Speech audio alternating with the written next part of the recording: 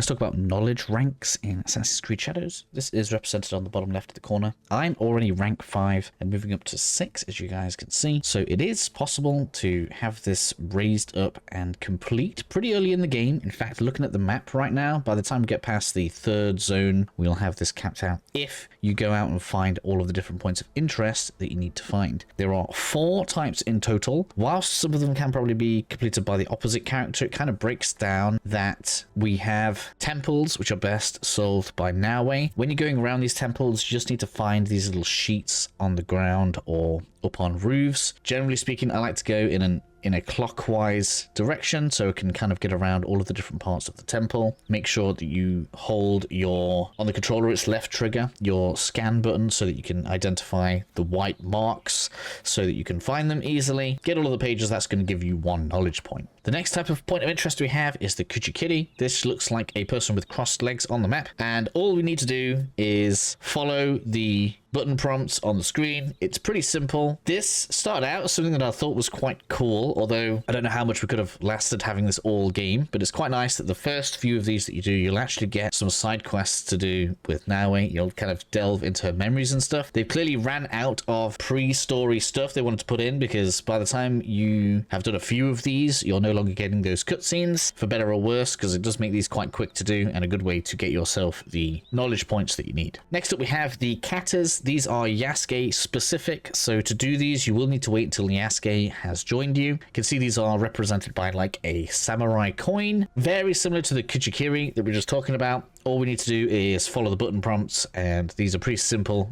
very quick to get yourself the knowledge points from.